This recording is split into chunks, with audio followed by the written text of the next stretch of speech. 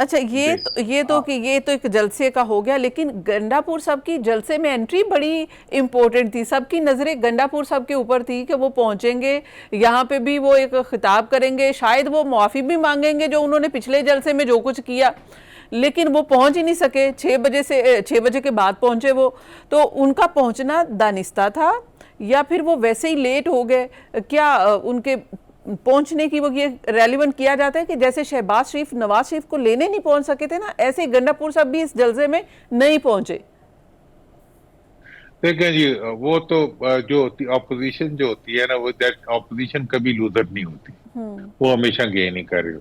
دیکھیں جی، وہ آئے، ٹھیک ہے جی، آ کے انہوں نے اپنا پیغام بھی دے دیا، دوبارہ آنے کا راستہ بھی کھول لیا. اگلی دفعہ بھی جب آ رہے ہوں گے پھر ایک تماشا بنا ہوگا. مطلب اس وقت پی ٹی آئی حکومت تو ان کے ہاتھوں میں کھیل رہی ہے نا. یہ انہوں نے تو ان کو بالکل وہ پتلی تماشا بنا دیا حکومت کا کہ جی ہم نہیں دیکھو جی وہ آئے اور معافی مانگے. اچھا، یہ اب یہ ڈیمانڈ ہے جو آپ کر رہے ہیں، اور کون کر رہا ہے؟ ڈسٹرکٹ ایڈمنسٹریشن کر رہی ہے. کس چیز کی معافی مانگے؟ اچھا چلے معافی منگوانی ہے تو کورٹ سے منگوائے، ان کے اوپر وہ کرے، تقاضا کرے، اور ازالہ حیثیت اسی کا مقدمہ ہوتا ہے. یہ ایڈمنسٹریٹو آرڈرز کے ذریعے تو عزت بحال نہیں ہوتی. اگر کسی نے میری بےزتی بھی کی ہے تو یا تو میں چپ کر جاؤں گا اگر حکومت میں ہوں گا، اگر میں اپوزیشن میں ہوں گا تو اس پہ مقدمہ کر دوں گا کہ جی فلاں نے میری بےزتی کی. اب یہ ہے کہ بےزتی بھی کروا لی، اس کے بعد بےزتی کی مشہوری بھی کروا لی، پھر بےزتی کی معافی کی مشہوری بھی کرا لی، اور پھر وہ معافی مانگے بغیر آ بھی گیا اور چلا بھی گیا. ٹھیک ہے نا جی. انہوں نے مطلب یہ ہے کہ ایک اس قسم کی ایک ایکٹیویٹی ہو رہی ہے جس کے اندر مجھے تو سچی بات ہے کہ حکومت پہ بہت ترس آ رہا ہے کہ حکومت کے کو چاہیے کہ کچھ تھوڑے سے میچور لوگوں کے ذریعے وہ اپنی پولیٹیکل اسٹریٹجی بنائے، اور کچھ میجورٹی کے ساتھ. اچھا جیسے آپ نے کہا کہ حکومت پہ آپ کو ترس آ رہا ہے، حکومت غلطی کہاں پہ کر رہی ہے پی ٹی آئی کو سیاسی طور پہ ڈیل کرنے میں؟ جیسے ہی وہ جو بھی وہ جس قسم کا بھی ان کا موو ہوتا ہے، پولیٹیکل موو ہوتا ہے پی ٹی آئی کے اگینسٹ، وہ ان کے اوپر ہی بھاری پڑ جاتا ہے، اور پی ٹی آئی کو اور پاپولیرٹی ملتی ہے، وہ اور گین کرتی ہے. تو حکومت یا خاص کر پی ایم ایل این کہاں پہ اپنی اسٹریٹجی جو ہے وہ غلط چل رہی ہے؟ بہت انٹیلیجنٹ کوسچن ہے آپ کا، ماشاءاللہ. ایسا کوئی 2-4 سمجھدار بندے ادھر بھی بھیج دیں تاکہ ان کو بھی صحیح کچھ. اچھا، اب بات، آپ کا سوال بڑا ریلیونٹ سوال ہے. میرا چونکہ یہ سبجیکٹ ہے اس لیے میں اس پہ دیکھیں، بات یہ ہے کہ حکومت کو قائم رکھنا اور حکومت کی پاپولیرٹی کو مینٹین کرنے کا طریقہ جو ہے وہ آئین اور قانون میں لکھا ہوا ہے. جب آپ اس سے ڈائیورس کرتے ہیں، ٹھیک ہے، اب واٹر فلو بنا ہوتا ہے، ایک دریا بنا ہوتا ہے، دریا میں پانی چل رہا ہوتا ہے. جب آپ اس کو روکتے ہیں تو ٹربولنس پیدا ہوتی ہے. بین ہی اگر کوئی پولیٹیکل پارٹی ہے جو پارلیمنٹ میں موجود ہے، جو صوبائی اسمبلی میں موجود ہے، اور وہ کوئی جلسہ کرنا چاہتی ہے، تو وہ کیا توڑ لے گی حکومت کا؟ حکومت کے کس گملے کو نقصان پہنچا دے گی؟ حکومت کا کیا ہو جائے گا جو وہ کر دیں گے ان کے آنے سے؟ مطلب میں یہ سمجھتا ہوں، آپ یہ اسیوم کریں کہ عمران خان صاحب جیل میں نہ ہوتے، وہ جلسے کر رہے ہوتے، جلسے کرتے کرتے ایک جلسے پہ کتنا خرچہ آتا ہے وہ بھی تھک گئے ہوتے اب تک. ٹھیک ہے نا جی. حکومت انہیں روک، بین ہی بھائی اپوزیشن کا نے جلسہ کرنا تھا، اس کو انہوں نے ایشو بنا دیا کہ ہم نہیں کرنے دیں گے.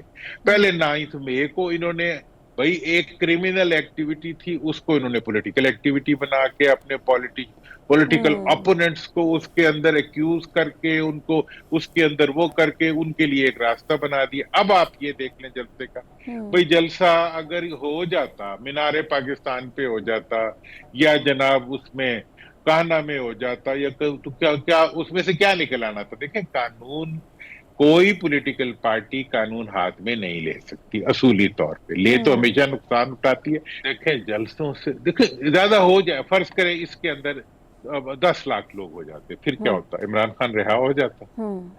کیا عمران جیل کے آگے بیٹھ کے عمران خان کو رہا کروا؟ باتیں جلسوں والی نہیں میں کر رہا. دیکھیں، میں ایک بینگ اے پولیٹیشین، مطلب پولیٹیشین ہو نوز دا لا، میں سمجھتا ہوں کہ جلسوں سے نہ قیدی گرفتار ہوتے ہیں اور نہ رہا ہوتے ہیں. نہ جلسے جلوس کے بیٹھنے سے آپ کسی کو جیل سے نکال سکتے ہیں یا نہ بیٹھنے سے وہ جیل میں رہ جائے گا، ایسی کوئی چیز نہیں ہوتی. دیکھیں، جیل سے رہائی ہونی ہے وہ ایک ڈیو لیگل پروسیس کے ذریعے ہو. نہیں، اس وقت جیل میں ڈیو لیگل پروسیس کے ساتھ ساتھ ایک اور بھی چیز ہے جو اب بانی پی ٹی آئی نے آفر بھی کی ہے، اور بانی پی ٹی آئی نے مذاکرات کی پیشکش کی ہے فوج کو، اور یہ کہا ہے کہ فوج اپنا نمائندہ مذاکرات کے لیے منتخب کرے. یہ وہ فرسٹ ٹائم کہہ رہے ہیں فوج کو کہ وہ فوج اپنا نمائندہ مذاکرات کے لیے منتخب کرے. اب جیسے اچکزئی صاحب کو انہوں نے کیا ہوا ہے، اب وہ کیا کہنا چاہتے ہیں کہ فوج اپنا نمائندہ کیسے، کوئی فوج میں سے کوئی کسی کو لے کر آئیں گے، یا پھر کسی وہ آپ جیسی شخصیت کو کہہ رہے ہیں کہ وہ بیچ میں آ جائیں اور وہ مذاکرات کروائیں؟ دیکھیں، میں اس کے بارے میں میں اس پہ ہوں، ریکارڈ پہ ہوں.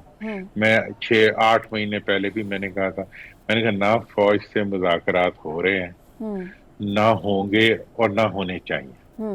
میرا اس کے بارے میں بڑا کلیئر موقف. اب آپ کہیں گے جی یہ بات انہوں نے کیوں کی؟ نہیں، وہ اس کا اب مطلب میں اصل میں یہ وہ شخصیت آپ یعنی کہ وہ شخصیت ہیں وہ کر رہے ہیں جو پیغام رسانی بھی کرتے رہے ہیں، اور مذاکرات میں کہیں نہ کہیں آپ کا ہاتھ پہلے رہا ہے، بات چیت میں آپ کا کردار رہا ہے، تو اب آپ کہہ رہے ہیں آپ حامی نہیں رہے، یہ کیوں؟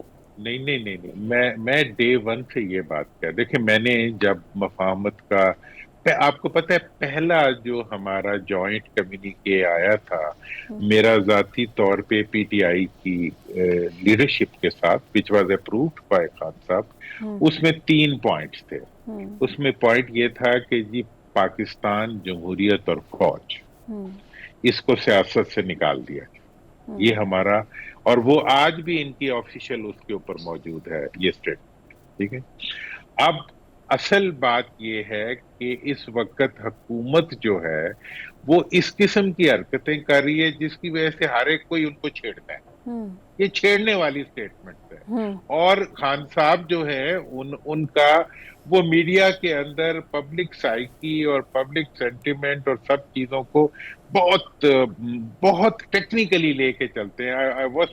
مطلب وی شوڈ اپریشیٹ ہم. اب بات اس وقت کی یہ ہے کہ میں نے جتنی مفاہمت کی بات چیت کی تھی، پہلے وہ بات چیت تھی. اس وقت مفاہمت، reconciliation in action I can see, یہ ایک باقاعدہ ایک ٹیکنیکل ٹرمینالوجی ہے کہ ایک ریکنسیلیشن ہوتی ہے، ایک ریکنسیلیشن ان ایکشن ہوتی ہے.